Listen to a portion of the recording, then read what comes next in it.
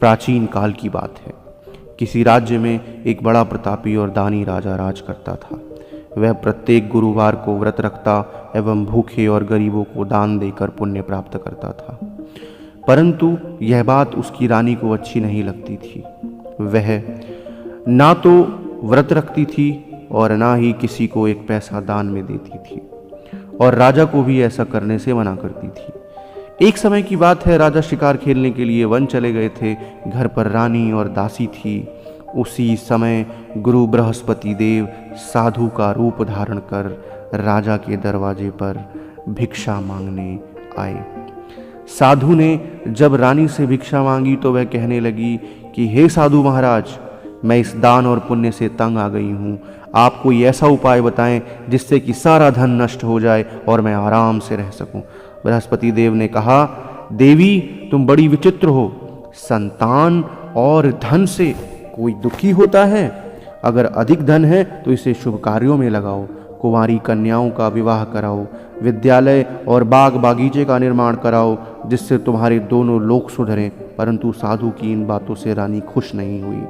उसने कहा कि मुझे ऐसे धन की आवश्यकता नहीं है जिसे मैं दान दूं और जिसे संभालने में मेरा सारा समय नष्ट हो जाए।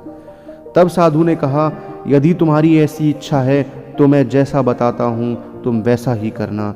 गुरुवार के दिन तुम घर को गोबर से लीपना, अपने केशों को पीली मिट्टी से धोना, केशों को धोते समय स्नान करना, राजा से हजामत बनाने को कहना, भोजन में मांस मदिरा खाना, कपड़ा धोबी के यहाँ धुलने डालना। इस प्रकार 7 बृहस्पतिवार करने से तुम्हारा समस्त धन नष्ट हो जाएगा।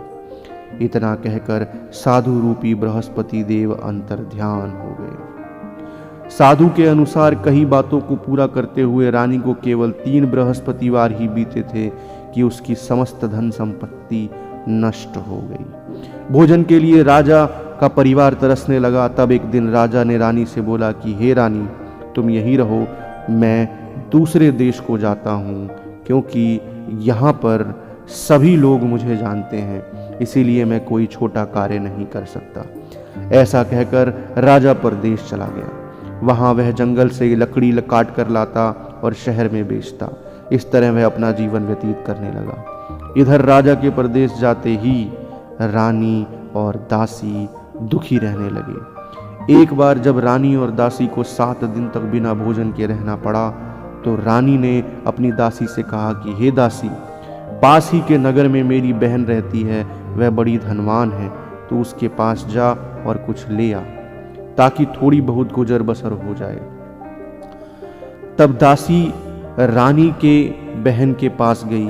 उस दिन गुरुवार था और रानी की बहन उस समय बृहस्पति व्रत की कथा सुन रही थी। दासी ने रानी की बहन को अपनी रानी का संदेश दिया, लेकिन रानी की बड़ी बहन को कोई उत्तर नहीं दिया। जब दासी को रानी की बहन से कोई उत्तर नहीं मिला तो वह बड़ी दुखी हुई और उसे क्रोध भी आया। दासी ने वापस आकर रानी को सारी बातें बता दी। सुनकर रानी ने अपने भाग्य को कोसा। उधर रानी की बहन ने सोचा कि मेरी बहन की दासी आई थी, परंतु मैं उससे नहीं बोली, इससे वह बहुत दुखी हुई होगी। यह सुनकर वह पूजन समाप्त करके वह अपनी बहन के घर आई और कहने लगी, हे बहन, मैं बृहस्पतिवार का व्रत कर रही थी, तुम्हारी दासी मेरे घर आई थी, परंतु जब तक कथा होती है तब तक ना तो उठते हैं और ना ही बोलते हैं, इसीलिए मैं नहीं बोली। कहो दासी क्यों गई थी? रानी बोली, बहन तुमसे क्या छिपाऊं, हमारे घर में खाने तक को अनाज नहीं था।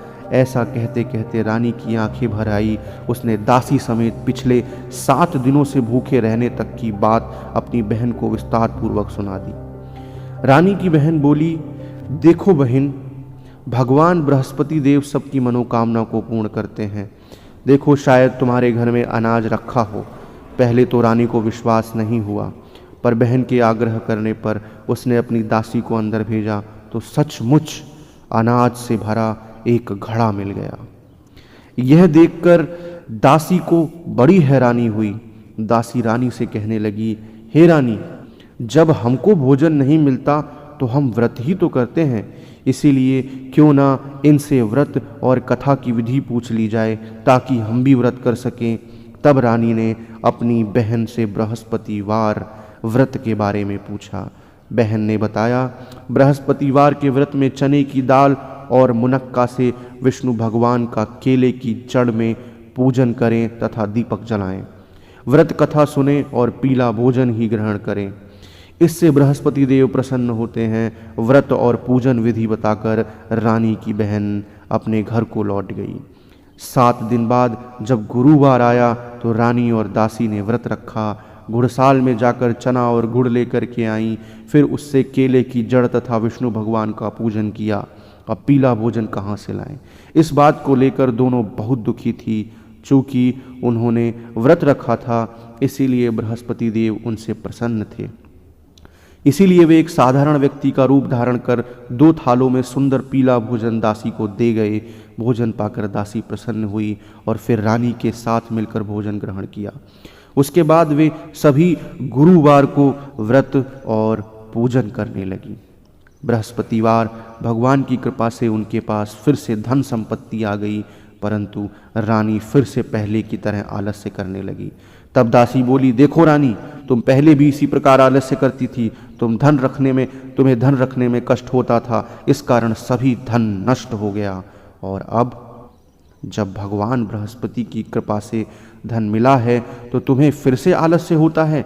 रानी को समझाते हुए दासी कहती है कि बड़ी मुसीबतों के बाद हमने यह धन पाया है, इसीलिए हमें दान पुण्य करना चाहिए, भूखे मनुष्य को भोजन कराना चाहिए और धन को शुभ कार्यों के लिए खर्च करना चाहिए, जिससे तुम्हारे कुल का यश बढ़ेगा, स्वर्ग की प्राप्ति होगी और पितृ प्रसन्न होंगे।